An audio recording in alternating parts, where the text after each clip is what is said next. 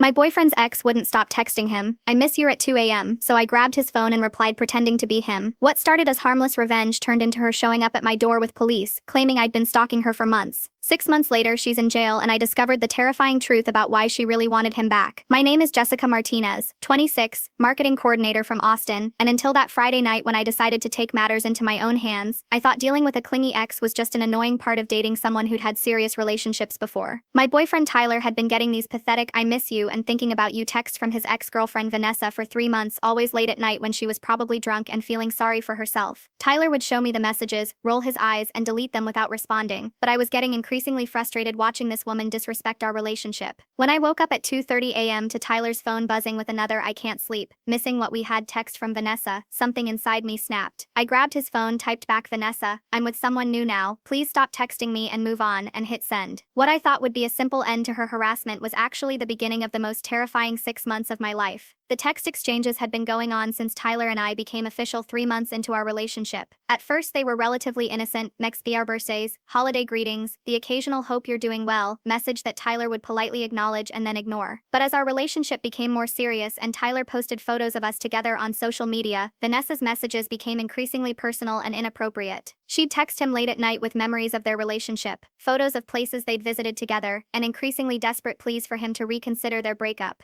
"I know I made mistakes, but we were so good together" was a common theme. Or "I've been thinking about that trip we took to Colorado, remember how happy we were." Tyler would screenshot these messages and show them to me, more amused than annoyed, but I could see how uncomfortable they made him. He'd tried ignoring her completely, but when that didn't work, he'd send brief, polite responses asking her to respect his new relationship. Nothing seemed to discourage her. The messages kept coming with increasing frequency, and I was starting to feel like Vanessa was a third person in our relationship, constantly inserting herself into our private moments with her needy, manipulative texts. When I impersonated Tyler that night, I thought I was finally putting an end to the harassment with one clear, definitive message. I kept it simple and direct. "Vanessa, I'm happy with Jessica now. These late-night texts are inappropriate and need to stop. Please respect my relationship and move on with your life." I felt satisfied as I hit send, imagining her finally getting the message and leaving us alone. Within minutes, my phone buzzed with a response. "That doesn't sound like you. Did Jessica write this?" I was annoyed that she could somehow tell the difference, but I doubled down, typing back, "No, this is me. I'm serious about wanting you to stop contacting me." Her next message came quickly. "Tyler would never be this mean to me. I know this isn't you texting." Instead of backing down, I decided to be even more direct. "Vanessa, it's over between us. I don't want to be friends, I don't want to catch up, and I don't want these constant reminders of our past. Please delete my number and move on." I thought this would finally shut her down, but instead her messages became increasingly frantic. "Something's wrong, this isn't like you at all. I'm worried about you. Did something happen?" The conversation spiraled as she refused to accept that Tyler simply wanted her to leave him alone, and I found myself getting pulled deeper into the deception as I tried to convince her to give up. Tyler discovered my impersonation the next morning when he woke up to 17 missed calls from Vanessa and a series of increasingly panicked text messages from her claiming that something was seriously wrong with him and demanding to know if he was okay. When he saw the message history from the night before, his face went through a range of emotions: confusion, realization, anger, and finally disappointment. "Jess, what the hell did you do?" he asked, holding up his phone. I explained my frustration with Vanessa's constant intrusions and my decision to finally put an end to them, but Tyler wasn't buying my justification. "You can't just impersonate me," he said. "That's not your call to make. Those are my messages, my phone, my relationship with her to manage." I argued that he hadn't been managing it effectively, that Vanessa was clearly not getting the message from his polite responses, but Tyler was focused on the principle of the matter. "You crossed a line," he said. "You made me look cruel and unlike myself, and now she's going to think I'm having some kind of breakdown or that you're controlling me." We had our first serious fight that morning, with Tyler feeling betrayed by my deception and me feeling unsupported in dealing with his ex's harassment. After cooling off, we agreed that Tyler would call Vanessa to clarify the situation, explain that I had sent the messages, and ask her one final time to respect our relationship by stopping the constant contact. Tyler's phone call with Vanessa that afternoon was supposed to clear the air and put an end to the confusion I'd created with my impersonation. Instead, it opened a door to escalating drama that none of us could have anticipated. Tyler explained honestly that I had sent the messages from his phone because we were both frustrated with her late-night texts, but that the sentiment was genuine. He wanted her to stop contacting him and respect his new relationship. Vanessa's reaction was explosive. She accused me of being controlling and manipulative, claimed that Tyler was clearly being abused if I was monitoring his phone and responding to messages without his knowledge, and insisted that the Tyler she knew would never allow a girlfriend to isolate him from his friends and ex-partners. "This isn't healthy, Tyler," she said, during the call which Tyler had put on speaker so I could hear. "Jessica is changing you, and not in a good way. The man I loved would never let someone control his communications like this. Tyler tried to explain that his feelings were his own, and that he genuinely wanted space from her, but Vanessa had latched onto the narrative that I was the problem, the manipulative new girlfriend who was driving a wedge between Tyler and everyone who cared about him. The call ended with Vanessa declaring that she wasn't going to abandon Tyler when he was clearly in an unhealthy situation and promising to be there for him when he came to his senses about me. Over the next few weeks, what had started as inappropriate texting evolved into a full-scale campaign to rescue Tyler from what Vanessa had convinced herself was an abusive relationship. She began reaching out to Tyler's friends and family members, expressing concern about his well-being, and sharing her theory that I was isolating and controlling him. She sent long, detailed messages to his sister explaining how Tyler had changed since dating me, citing the harsh text messages as evidence of my negative influence on him. She contacted his best friend from college, claiming she was worried about Tyler's mental health and asking if he'd noticed any changes in Tyler's behavior. Most concerning, she started showing up at places where she knew Tyler would be: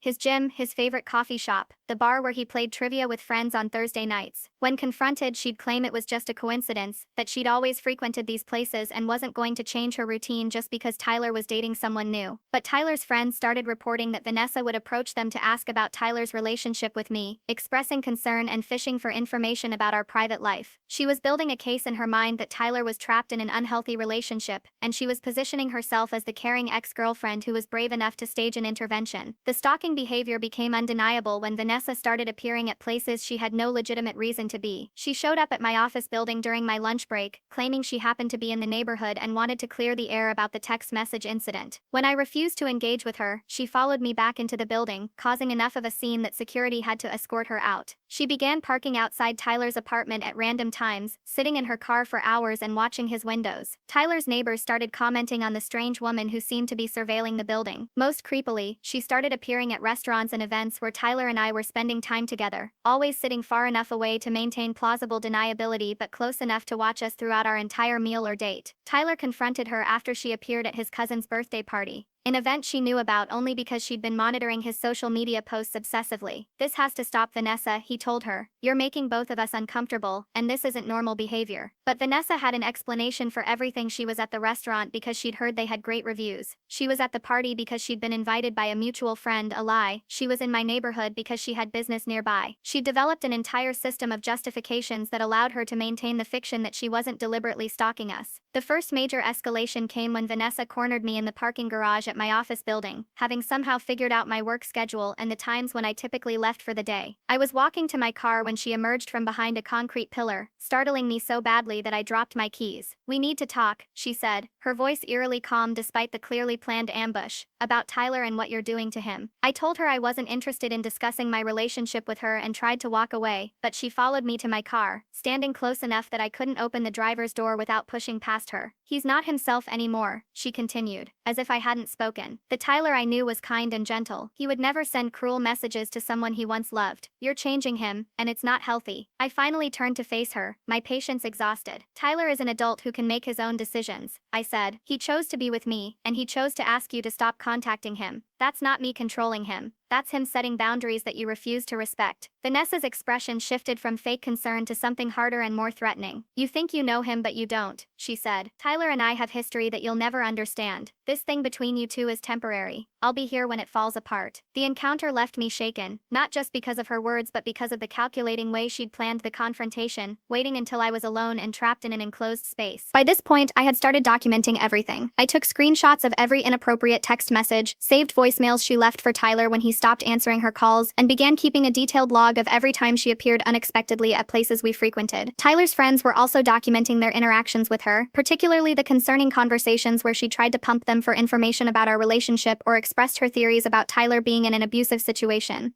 I photographed her car parked outside Tyler's apartment building and installed a security camera app on my phone that would automatically upload footage to cloud storage. When I spoke to my sister, who was a paralegal, about the situation, she strongly advised me to start building a case for a restraining order. "This isn't just annoying ex-girlfriend behavior," she warned me. "This is stalking and it's escalating. You need to start treating this seriously before it gets worse." I contacted the police non-emergency line to ask about my options, and the officer I spoke with confirmed that Vanessa's behavior met the legal definition of stalking in our state. He advised me to continue documenting everything and warned me that restraining order violations could result in serious criminal charges. What I didn't realize was that while I was building a case against Vanessa, she was building a case against me, and her next move would turn my life completely upside down. 4 months after the initial text incident, I was having coffee with my coworker when two police officers approached my table. "Are you Jessica Martinez?" one of them asked, his tone serious but not hostile. When I confirmed my identity, he continued, "We need to speak with you about a complaint filed against you for stalking and harassment." My stomach dropped as I realized that Vanessa had somehow managed to convince the police that I was the one engaging in criminal behavior. The officers explained that Vanessa had filed a formal complaint claiming that I had been harassing her for months, sending threatening messages, following her to various locations, and even impersonating my boyfriend to manipulate and threaten her. According to her report, the text messages I'd sent from Tyler's phone were part of a pattern of psychological abuse I'd been inflicting on her since Tyler and I started dating. She claimed I'd been monitoring her social media, showing up at places she frequented, and using Tyler's phone to send her increasingly hostile messages designed to intimidate her into staying away from her dear friend Tyler. The officers asked me to come to the station voluntarily to provide my side of the story, assuring me that they were simply investigating the complaint and wanted to hear all perspectives before determining how to proceed. At the police station, I found myself in the surreal position of being questioned about stalking the woman who had actually been stalking me for months. Detective Carol Wilson was professional but thorough, asking detailed questions about my relationship with Tyler, my interactions with Vanessa, and specifically about the text messages I'd sent from Tyler's phone. I explained the entire situation chronologically, starting with Vanessa's inappropriate late-night texts and ending with her recent stalking behavior and the parking garage confrontation. I offered to show the detective all the documentation I'd been keeping, photos of Vanessa's car outside Tyler's apartment, screenshots of her inappropriate messages, and the detailed log of her appearances at restaurants and events where Tyler and I were spending time. "Interesting," Detective Wilson said after reviewing my evidence. "Because Miss Reynolds has provided us with screenshots of what appear to be threatening messages sent from Tyler's phone, and she claims you've been following her to these various locations, not the other way around." I realized that Vanessa had twisted every interaction we'd had, reframing her stalking behavior as innocent coincidences and my documentation efforts as evidence of my own obsession with her. The investigation that followed was both frustrating and enlightening as Detective Wilson worked to determine which version of events was accurate. She interviewed Tyler extensively, asking him to verify the timeline of his relationship with both Vanessa and me, and to provide context for the text messages from his phone. Tyler corroborated my story completely, explaining that he'd asked Vanessa multiple times to stop contacting him and that her behavior had escalated significantly after our relationship became serious. He showed the detective his phone records, which revealed that Vanessa had been calling and texting him far more frequently than she'd claimed in her police report. Most importantly, Tyler confirmed that while he'd been initially upset about my impersonation, he'd never felt threatened or controlled by me, and that Vanessa's claims about our relationship being abusive were completely fabricated. Detective Wilson also interviewed several of Tyler's friends who had been approached by Vanessa, and their accounts supported our version of events. However, the detective explained that the situation was complicated by the fact that I had indeed sent messages from Tyler's phone without his permission, which could technically be considered identity theft or harassment, even if my motivations were understandable. As the police investigation continued, more evidence emerged that supported our version of events and revealed the depth of Vanessa's manipulation. Security footage from Tyler's apartment building showed Vanessa's car parked outside on multiple dates and times that correlated with my documentation, proving that she had been surveilling his residence. The restaurant where she'd claimed to have been dining when Tyler and I coincidentally appeared was able to provide receipts and security footage showing that she'd arrived after us and had specifically requested a table with a view of where we were sitting. Most damning was the discovery that Vanessa had been using fake social media accounts to monitor both Tyler's and my online activity, which explained how she always seemed to know where we'd be. Detective Wilson found evidence of 3 different Instagram accounts Vanessa had created using slight variations of fake names, all of which had been following our social media accounts and saving our posts and stories. The detective also discovered that Vanessa had been calling Tyler's workplace, claiming to be conducting a survey but actually fishing for information about his schedule and work habits. When confronted with this evidence, Vanessa's story began to fall apart, but she doubled down on her claims, insisting that all of her behavior was defensive and that I was somehow orchestrating an elaborate campaign to frame her. The restraining order hearing was scheduled 6 weeks after Vanessa's false police report, and by that time Detective Wilson had gathered enough evidence to recommend that charges be filed against Vanessa for filing a false police report in addition to stalking charges. At the hearing, I presented my comprehensive documentation of Vanessa's behavior, including photos, screenshots, witness statements, and the security footage that proved her pattern of stalking. Tyler testified about the constant inappropriate contact and Vanessa's refusal to respect his clearly stated boundaries. Vanessa's defense was that she was genuinely concerned about Tyler's well-being and that all of her actions were motivated by friendship and worry rather than romantic obsession. She claimed that the security footage showing her parked outside Tyler's apartment was from times when she was checking on him because she was worried about his mental health, and that her appearances at restaurants and events were coincidental. Her lawyer argued that she was the real victim, being punished for caring about someone she'd once loved and trying to maintain a friendship with him. However, the judge was not convinced by Vanessa's explanations, particularly given the evidence of fake social media accounts and the frequency of her coincidental appearances. The evidence clearly shows a pattern of unwanted contact and surveillance that goes well beyond normal concern for a former partner's well-being, the judge ruled, granting a temporary restraining order that prohibited Vanessa from contacting Tyler or me in any way. Vanessa's violation of the restraining order happened less than 48 hours after it was granted, demonstrating just how little regard she had for legal boundaries or consequences. Tyler and I were having dinner at a restaurant across town from our usual places, thinking we could finally relax and enjoy a normal evening together, when Vanessa appeared at our table. "I just want to talk," she said, ignoring my immediate demand that she leave us alone. "This restraining order is ridiculous. We're all adults here." Tyler immediately called the police while I started recording the interaction on my phone, knowing that we now had legal documentation of her violating the court order. Vanessa became increasingly agitated as she realized that Tyler was calling the authorities, and her demeanor shifted from fake reasonableness to outright hostility. "You've turned him against me," she accused me, loud enough that other diners began staring. "He never would have gotten a restraining order against me if you weren't poisoning his mind." She refused to leave even when the restaurant manager approached our table, insisting that she had every right to be there and that we were the ones causing a scene. When the police arrived 10 minutes later, Vanessa was still at our table, alternating between tearful pleas for Tyler to remember what we meant to each other and angry accusations that I was manipulating the legal system to keep them apart. She was arrested on the spot for violating the restraining order, and as officers led her away in handcuffs, she screamed at Tyler that she would never give up on him and that this wasn't over. The criminal charges against Vanessa expanded significantly after her arrest for violating the restraining order. In addition to the stalking charges and filing a false police report, she now faced charges for violating a court order, and the prosecutor's office began building a comprehensive case that demonstrated her escalating pattern of criminal behavior.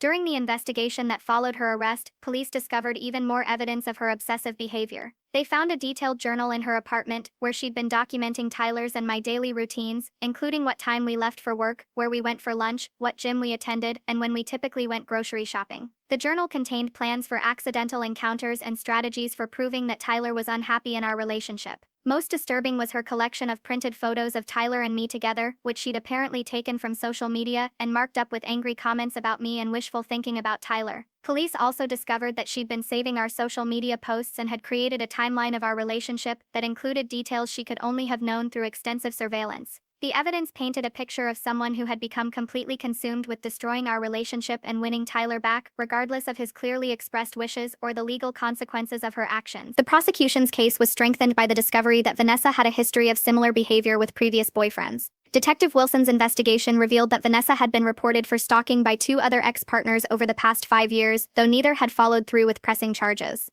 One ex-boyfriend, Marcus, agreed to testify about his experiences with Vanessa after their relationship ended. He described an identical pattern of behavior, excessive texting and calling after the breakup, appearing at places he frequented, attempting to turn his friends and family against his new girlfriend, and eventually filing false reports with authorities claiming that his new partner was abusive or controlling. She convinced herself that every relationship that ended was because the new girlfriend was manipulating her ex against her, Marcus testified. She couldn't accept that men might genuinely want to move on from her. A second ex-boyfriend provided written testimony describing how Vanessa had created fake emergencies to get him to meet with her, had shown up at his workplace claiming to be his girlfriend when he was dating someone new, and had spread rumors about his mental health when he refused to reconcile with her. The pattern was clear. Vanessa had been using the same playbook for years, escalating her behavior each time until she was finally held accountable for her actions. The psychological evaluation ordered by the court revealed the depth of Vanessa's delusions and her complete inability to accept responsibility for her behavior. Dr. Sarah Kim, a forensic psychologist, diagnosed Vanessa with several personality disorders that explained her obsessive behavior and her talent for manipulation. According to Dr. Kim's report, Vanessa genuinely believed that she was the victim in every situation, that her former partners were being controlled by manipulative new girlfriends, and that her stalking behavior was actually heroic attempts to rescue people she loved from unhealthy relationships. Miss Reynolds demonstrates a complete inability to accept rejection or recognize boundaries, Dr. Kim wrote. She reframes every no as evidence that the other person is being controlled or manipulated by outside forces, which allows her to justify increasingly intrusive and criminal behavior. The evaluation also revealed that Vanessa had been planning to escalate her campaign against Tyler and me significantly if she hadn't been arrested. She'd been researching how to file complaints with our employers, how to access our financial records, and had even considered hiring a private investigator to find evidence of wrongdoing that would justify justify her concerns about our relationship. Her journal contained detailed plans for destroying our reputations and our relationship, all framed as necessary steps to save Tyler from my alleged abuse. The trial preparation phase lasted 3 months and revealed even more disturbing details about Vanessa's obsession with Tyler and her systematic campaign to destroy our relationship. The prosecution team discovered that Vanessa had been keeping detailed financial records of Tyler's spending habits, somehow accessing information about his credit card purchases and using it to track his movements and predict where he might be on any given day. She'd been taking photographs of our apartment building at different times of day and night, documenting the patterns of when lights were on in different windows and when cars came and went from the parking area. Most chilling was the discovery of voice recordings she'd made during some of her surveillance sessions, where she could be heard talking to herself about her plans to prove that I was controlling Tyler and her fantasies about what would happen when Tyler realized the truth about me and came back to her. The recordings revealed someone who had completely lost touch with reality, who genuinely believed that Tyler was being held against his will in our relationship and that she was his only hope for rescue. In one particularly disturbing recording, she talked about considering more drastic measures to wake Tyler up to what she perceived as his situation, including plans to create fake evidence of me cheating on him or to stage situations that would make me look unstable or dangerous. The trial itself was a 3-week ordeal that brought together all the evidence of Vanessa's escalating criminal behavior and revealed the full scope of her obsession to a jury of 12 strangers who seemed increasingly horrified as each day of testimony unfolded. The prosecution methodically presented the timeline of Vanessa's behavior, starting with the initial inappropriate texts and building to the elaborate surveillance operation she'd been conducting from her car outside our homes and workplaces. Tyler testified for 2 full days, describing not just the constant harassment but the psychological toll it had taken on both of us, the way we'd had to change our daily routines and avoid places we used to enjoy because we never knew when Vanessa would appear. The most powerful testimony came from Marcus, Vanessa's ex-boyfriend, who described her identical pattern of behavior with him and his subsequent girlfriend. She creates this narrative where she's the hero trying to save someone from an abusive relationship, he explained to the jury. But she's actually the abuser, she just doesn't see it that way. When Vanessa finally took the stand in her own defense, her testimony was rambling and disconnected from reality. She insisted that Tyler was being held against his will, that I had somehow brainwashed him, and that all of her behavior was justified because she was trying to help someone she loved escape a dangerous situation. The jury looked uncomfortable as she spoke, clearly recognizing the delusions and obsessive thinking that had driven her criminal behavior. The verdict came back guilty on all counts: stalking, filing false police reports, violating a restraining order, and harassment. The sentencing phase revealed even more about Vanessa's history and the likelihood that she would reoffend if given the chance. Dr. Kim testified that Vanessa showed no genuine remorse for her actions and continued to blame Tyler and me for forcing her to engage in criminal behavior to protect him. The judge, Patricia Hernandez, had clearly been following the case closely and was well prepared for sentencing. Miss Reynolds, you have engaged in a systematic campaign of harassment and stalking that escalated to truly frightening levels, she said during the sentencing hearing. Your complete inability to accept responsibility for your actions, combined with your history of similar behavior with other partners, makes it clear that you pose a significant threat to public safety. Vanessa was sentenced to 18 months in state prison, followed by 3 years of supervised probation and a permanent restraining order that would prevent her from contacting Tyler or me for the rest of our lives. As she was led away, Vanessa turned to Tyler one last time and said, "I'll always love you even when you can't love yourself." The delusion was complete. Niece, even facing prison time, she still believed she was the victim and the hero of this story. 6 months into Vanessa's prison sentence, Tyler and I finally began to feel like we could live normal lives again. The constant vigilance, the checking over our shoulders, the fear of finding her car parked outside our building, all of that gradually faded as we realized she was truly locked away and couldn't hurt us anymore. We started going back to restaurants we'd avoided, resumed our regular gym schedule, and began making plans for the future that we'd put on hold during the months of legal proceedings. Tyler proposed 6 months after the sentencing, and we began planning a wedding that felt like a celebration not just of our love but of our survival. The trauma had actually strengthened our relationship in many ways. We'd been through something terrible together and had supported each other through every step of the legal process. We'd learned to communicate more openly about our fears and concerns, and we'd developed a level of trust that might not have existed if we hadn't been forced to rely on each other so completely during the crisis. But the experience had also left lasting scars. I still felt anxious when I received texts from unknown numbers, and Tyler sometimes had nightmares about Vanessa appearing unexpectedly. We both started therapy to help process the trauma of being stalked and to learn healthy coping mechanisms for the residual anxiety and hypervigilance that remained even after Vanessa was imprisoned. The civil lawsuit we filed against Vanessa was resolved while she was still incarcerated, resulting in a substantial financial judgment that would help cover the costs of therapy, legal fees, and the security measures we'd had to implement during her stalking campaign. Our attorney explained that collecting on the judgment might be difficult given Vanessa's limited limited financial resources, but that the legal victory was important for establishing the full extent of damages she'd caused. We'd had to install security systems, change our phone numbers multiple times, take time off work for court proceedings, and pay for extensive legal representation, all costs that were directly attributable to her criminal behavior. The court ordered garnishment of any wages Vanessa might earn in the future, meaning that a portion of her income would go toward paying restitution for the rest of her working life. More importantly, the civil judgment created a public record of the financial and emotional damages caused by stalking behavior, which our attorney said could be useful for other victims pursuing similar cases. The message was clear: criminal behavior has consequences that extend far beyond prison time, and victims have the right to seek compensation for the harm that's been inflicted on them. During Vanessa's incarceration, we received occasional updates from the prosecutor's office about her behavior in prison, and any attempts she might make to contact us despite the restraining order. According to prison officials, Vanessa had been a model prisoner in terms of following facility rules, but she'd consistently refused to participate in any counseling programs designed to help her understand and modify her behavior. She'd also been caught multiple times trying to get other inmates to help her research our current contact information or social media activity, demonstrating that her obsession with Tyler continued even behind bars. The prison had to implement special restrictions on her communication privileges after they discovered she'd been trying to get family members to create fake social media accounts to monitor our online activity. Most concerning was a report that she'd been telling other inmates that Tyler was probably struggling without her support and that he'd likely welcome her back when she was released. She shows no insight into her behavior and continues to believe that Mr. Anderson is a victim who needs her help, the prison psychologist reported. She poses a significant risk of reoffending upon release. This information was crucial for planning our safety strategy for when Vanessa would eventually be released back into the community. Tyler and I got married 8 months after Vanessa's sentencing, in a small ceremony surrounded by family and friends who had supported us through the entire ordeal.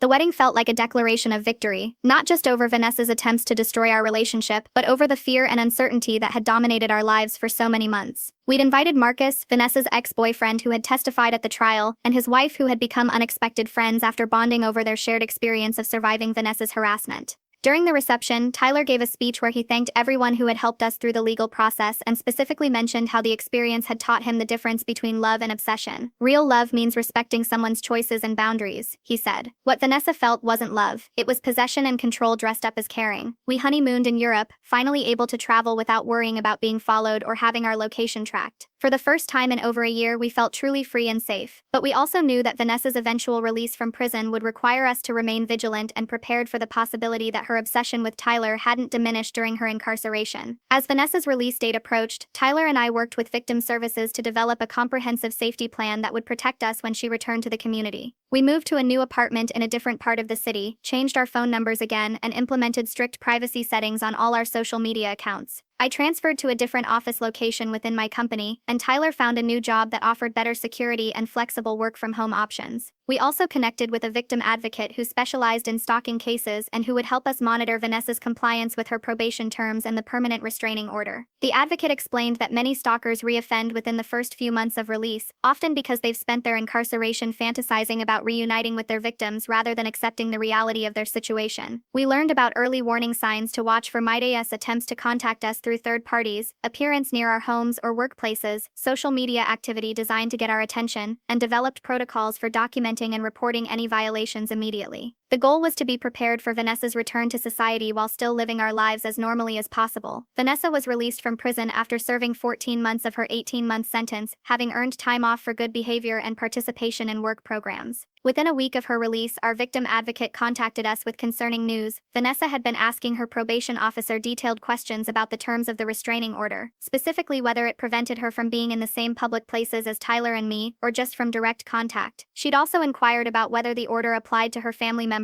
and whether they could legally contact Tyler on her behalf. These are not the kinds of questions we like to hear from someone who's supposed to be moving on with their life, the advocate warned us. She's looking for loopholes which suggest she's still fixated on you both. We increased our vigilance, varying our routines and remaining alert for any signs that Vanessa might be attempting to resume her surveillance activities. 3 weeks after her release, Tyler spotted her car parked near his new workplace, a violation of the restraining order that resulted in her immediate arrest and return to court. The judge was not sympathetic to her explanations about needing to be in that area for legitimate reasons, especially given the pattern of behavior that had led to her original conviction. The restraining order violation hearing demonstrated that Vanessa's time in prison had done nothing to diminish her obsession or help her understand the criminal nature of her behavior. She appeared in court representing herself after firing her court-appointed attorney, and her arguments to the judge were rambling and delusional. She claimed that Tyler looked unhappy and stressed when she'd seen him near his workplace and that she was concerned about his well-being. She insisted that the restraining order was unconstitutional because it prevented her from checking on someone she cared about, and she argued that Tyler's marriage to me was probably the result of coercion or manipulation on my part. The judge listened to her arguments with obvious disgust, particularly when Vanessa suggested that the court should order a psychological evaluation of Tyler to determine whether he was being held in our relationship against his will.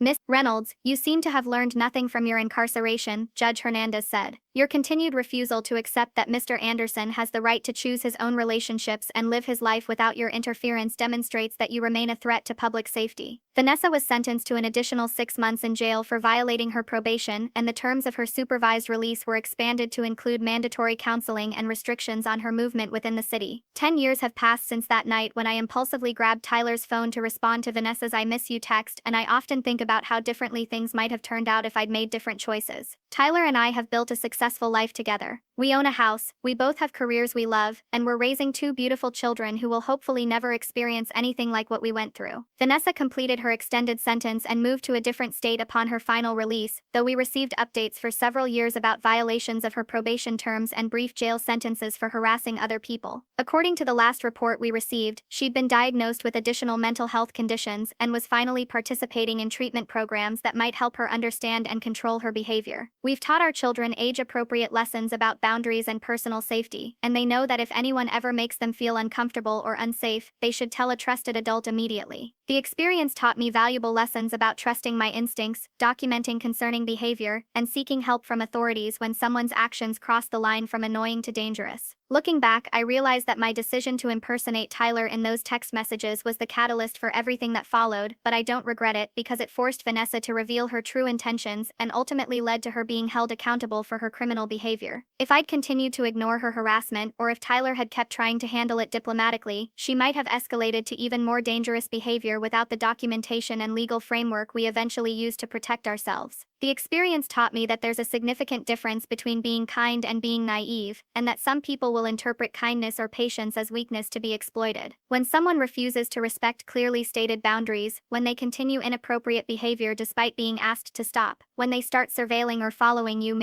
these are not relationship problems or communication issues. They're criminal behaviors that require legal intervention, and the sooner you involve authorities, the better your chances of preventing escalation to more serious crimes. Most importantly, I learned that love and obsession are not the same thing, despite how they might appear to someone who's never experienced healthy relationships. Real love involves respect, boundaries, and acceptance of the other person's autonomy. What Vanessa felt for Tyler was possession disguised as devotion, control dressed up as caring. Understanding the difference probably saved our lives and definitely saved our relationship from being destroyed by someone who couldn't accept that Tyler had moved on. For anyone dealing with similar harassment from an ex-partner, or anyone who's refusing to accept the end of a relationship, my advice is simple: document everything, involve authorities early, and never underestimate how far someone might go when they've convinced themselves that their obsession is actually love.